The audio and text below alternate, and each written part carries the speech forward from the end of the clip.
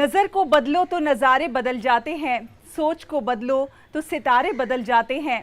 कश्तियां बदलने की ज़रूरत नहीं, दिशा को बदलो तो किनारे बदल जाते हैं। और ऐसी ही सोच और सकारात्मक जज्बे से भरी हुई कहानियों को देश भर से समेट कर लेकर आते हैं हम अपने इस खास कार्यक्रम में, जिसका नाम है गुड न्यूज़ जज्बा इंडिया का। नमस्कार, मैं हूं शहला निगार और आप देख रहे हैं हमारा ये खास कार्यक्रम गुड न्यूज़ जज्बा इंडिया का। हम जानते हैं कि प्लास्टिक कचरा पर्यावरण के लिए बहुत हानिकारक होता है और प्लास्टिक कचरे को रोकने के लिए, इसके निपटान के लिए बहुत सारे उपाय भी किए जा रहे हैं सरकारों द्वारा और आम लोगों द्वारा भी। लेकिन फिर भी हर दिन बहुत सारा प्लास्टिक कचरा इकट्ठा होता है जो धरती को नुकसान पहुंचाता है। ज़रूरत है इस पर रोक लगाने की, प्लास्टिक की थैलियों को प्रतिबंधित करने की। और इसके लिए बीड़ा उठाया है मुंबई के कुछ जागरूक लोगों ने। उन्होंने बीड़ा उठाया है कचरे को इकट्ठे करने का और उन कचरे से चटाइयाँ बनाने का, और ये चटाइयाँ बनाकर वो गरीब लोगों में मुफ्त बांट रहे हैं और उनकी सहायता कर रहे हैं। आपको दिखाते हैं मुंबई से ये खास रिपोर्ट। प्लास्टिक की थैलियों के ज्यादा इस्तेमाल से पर्यावरण पर इसके नकारात्मक प्रभाव पड़ते हैं। इस मसले को पर्यावरण के लिए एक बड़े खतरे के रूप में देखते हुए मुंबई के कुछ जागरूक लोगों के एक समूह ने फूड आर्मी बनाई है, जिसने बीड़ा उठाया है पर्यावरण संरक्षण के लिए काम करने का।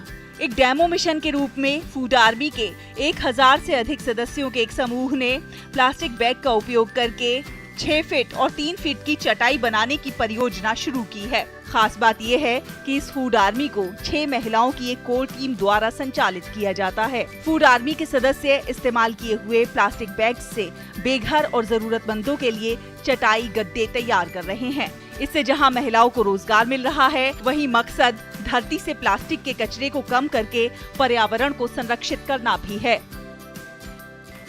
इस पहल की शुरुआत कुछ महीनों पहले शहर भर से प्लास्टिक इकट्ठा करने के अभियान से हुई थी। स्वयंसेवकों ने मुंबई के 50 केंद्रों से हर महीने अभियान चलाकर पॉलीथीन बैग, किराने की पैकेजिंग बैग और रैपर आदि इकट्ठे किए।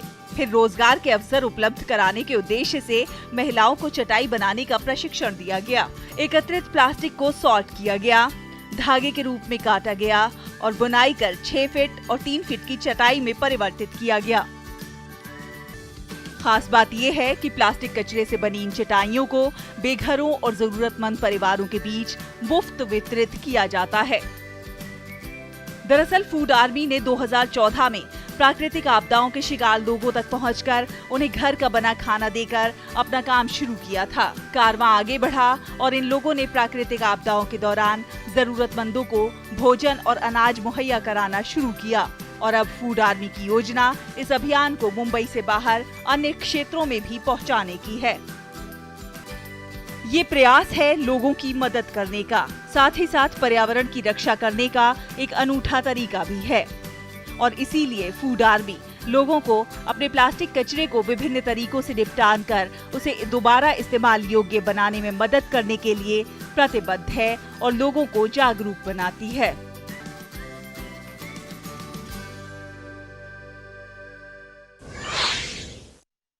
तो देखिए आपने मुंबई के जागरूक लोगों की ये शानदार पहल, किस तरह से उन्होंने कबाड़ को जुगाड़ में तब्दील कर दिया है और लोगों की मदद भी कर रहे हैं। और चलिए अब आपको लिए चलते हैं श्रीनगर। श्रीनगर की डल झील से तो आप सभी वाकिफ हैं, कितनी खूबसूरत है ये डल झील। और अब इसमें एक और आकर्षण जुड़ गया है। जी हाँ, इस डल झील में एक फ्लोटिंग ATM खुल गया है जो पर्यटकों को खूब लुभा रहा है। तो चलिए चलते हैं श्रीनगर और देखते हैं ये फ्लोटिंग ATM।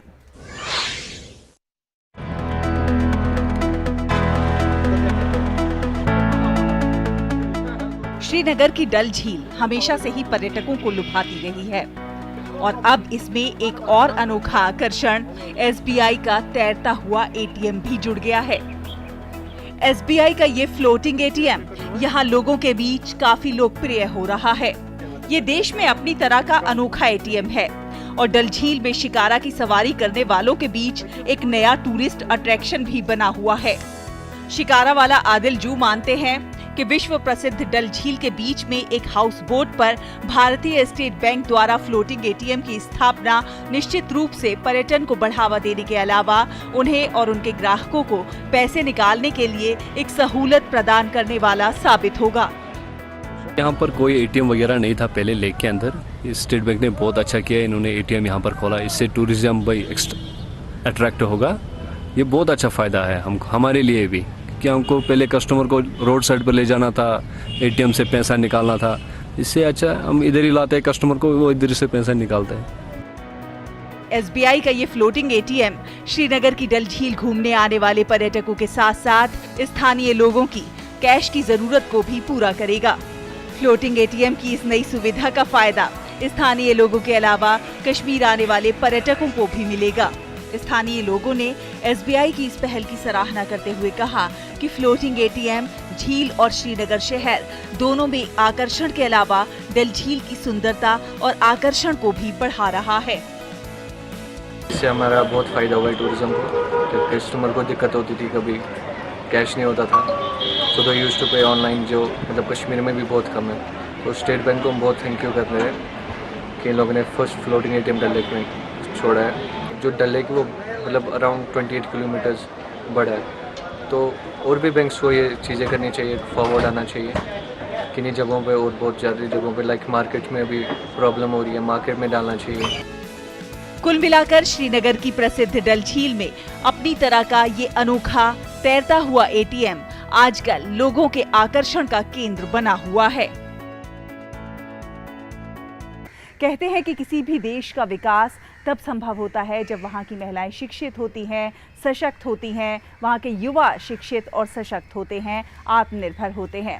आपको लिए चलते हैं बिहार के अररिया ज़िले के रानीगंज प्रखंड में, जहाँ पर जीविका दीदियाँ ऐसी ही कुछ कहानी कह रही हैं। वो बत्तख पालन कर रही हैं और अपना रोज़गार कमा रही हैं। ये एक ख़ास तरह के बत्तख पालन कर रही हैं और दूसरे लोगों को भी इसकी शिक्षा दे रही हैं कि किस तरह से बत्तख पालन करके ज़्यादा आजीविका कमाई जा सकती है और अन्य लोगों को रोज़गार भी दिया जा सकता है। बिहार में पहली बार अररिया जिले के रानीगंज प्रखंड की खरहट पंचायत में जीविका अररिया तथा कोशी बेसिन विकास परियोजना के सहयोग से जलपरी जीविका समूह के द्वारा तालाब के किनारे बत्तख पालन का कार्य प्रारंभ किया गया है। जीविका दीदियों के समूह में कुल 35 सदस्या हैं, जो खाकी कैंपवेल प्रजाति के बत्तख पालन के प्रति लोगों को जागरूक बना रही हैं। दरअसल ये सर्वाधिक अंडे देने वाली बत्तखों की प्रजाति है। इस प्रजाति की एक बत्तख साल भर में लगभग 200 अंडे देती है। ये खाकी कम्बल बत्तख है। ये बत्तख अधिक अंडा देता है। 5 महीना में 4-5 महीना में अंडा देने लगता है और इससे अंडा को हम लोग बाजार में बेचेंगे और इससे 3500 दीदी लाभार्थी होंगे और इससे अधिक उद्योग होगा हम लोगों को। गौरतलब है कि अररिया जिले में तालाबों की संख्या बहुत अधिक है और इसीलिए जीविका दीदियों ने आर्थिक सशक्तिकरण के लिए जीविकोपार्जन बढ़ाने के उद्देश्य से बत्तख पालन की शुरुआत की और देखते देखते उनकी मेहनत रंग लाने लगी। उनकी इन खास बत्तखों के अंडों की मांग अब न सिर्फ प्रदेश में बल्कि पूरे देश में है। कई दवा कंपनियों से भी जीविका दीदियों को इन अंडों के ऑर्डर मिल रहे हैं, जिससे जीविका दीदियों की आमदनी में इजाफा हो रहा है। जीविका दीदियों के जज्बे को देखते हुए अररिया जिले में प्रशासन भी उनकी मदद को आगे आया है और जिले के सभी प्रखंडों में इस तरह की योजनाएं शुरू करके महिलाओं को आत्मनिर्भर बनाने की कवायद की जा रही है। पूरे बिहार में अररिया एक ऐसा जिला है जहां जीविका दीदियों के द्वारा तालाब के किनारे बत्तख पालन किया जा रहा है और इसके लिए उन्हें ट्रेनिंग भी दी जा रही है और तकनीकी सहायता भी दी जा रही है। इससे जीविका दीदियों को आर्थिक लाभ तो मिलेगा ही, साथ साथ तालाब में मछली पालन में भी ये सहायक सिद्ध होंगी। बत्तख स्वस्थ रहें, इसके लिए भी यहाँ पर खास इंतजाम किए गए हैं। यहाँ तापमान पर विशेष ध्यान दिया जाता है ताकि बत्तखों को कोई बीमारी ना हो। इसके लिए बत्तख पालन परिसर में पंखे और बल्ब की व्यवस्था भी की गई है।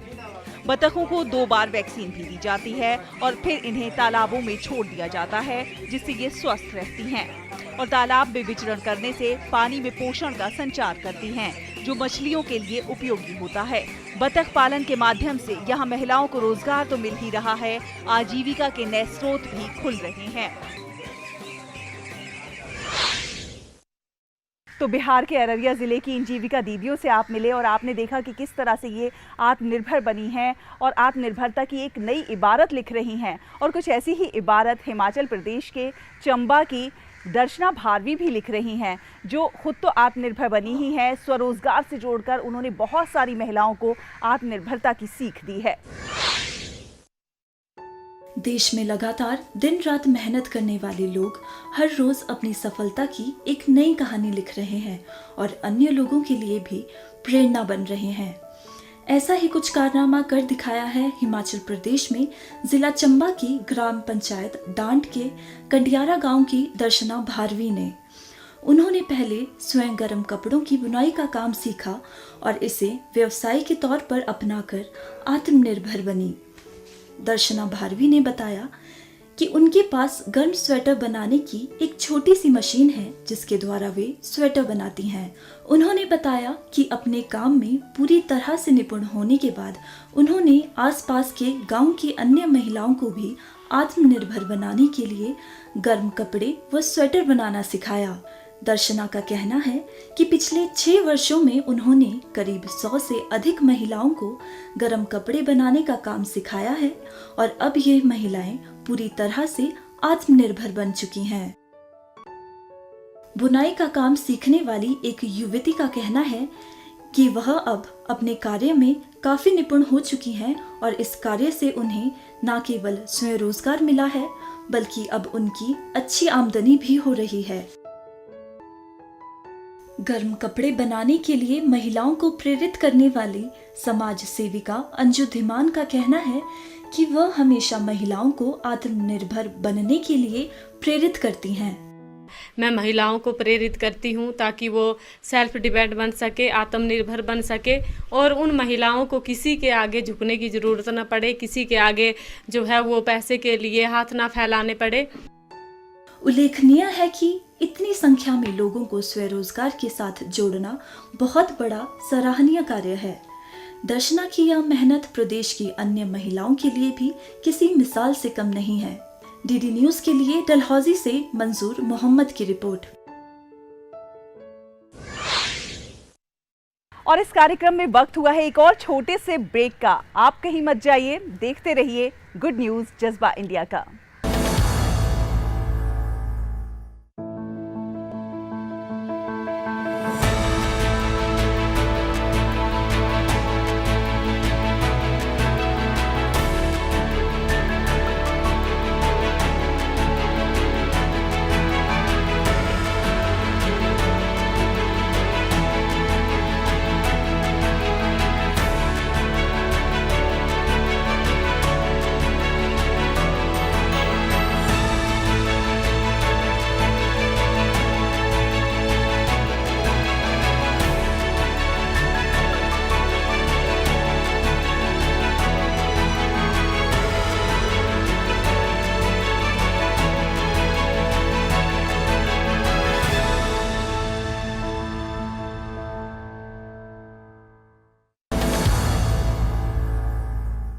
ब्रेक के बाद एक बार फिर आप सभी का बहुत बहुत स्वागत है। आप देख रहे हैं गुड न्यूज जज्बा इंडिया का और अब आपको खबर दिखाते हैं जम्मू कश्मीर के कठुआ से, जहां पर एक बेरोजगार युवक ने खेती के जरिए अपनी किस्मत बदलने का फैसला किया।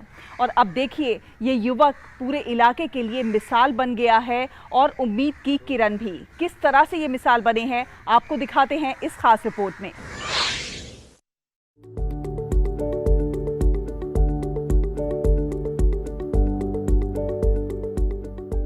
ये हैं कठुआ के रहने वाले नौजवान दीपक गुप्ता, जिन्होंने 3 दशक से खाली पड़ी अपनी जमीन पर 1.5 साल पहले परंपरागत खेती के बजाय ड्रैगन फ्रूट की खेती शुरू की। कठुआ के लचवीपुर गांव में मौजूद इस फार्म के चर्चे अब हर तरफ हैं। ये फार्म है दीपक गुप्ता का। जो लोग खेती किसानी की समझ नहीं रखते हैं, वो भी इस फार्म को पहली नजर में देखकर कुछ अलग और कुछ खास कहने पर मजबूर हो जाते हैं। अलग दिखने की वजह है खेत में करीने से लगे ये सीमेंट के पिलर और इन पिलर्स के बीच से निकलते ये छोटे छोटे पेड़। दरअसल दीपक गुप्ता के इस फार्म में ड्रैगन फ्रूट उगाए जाते हैं।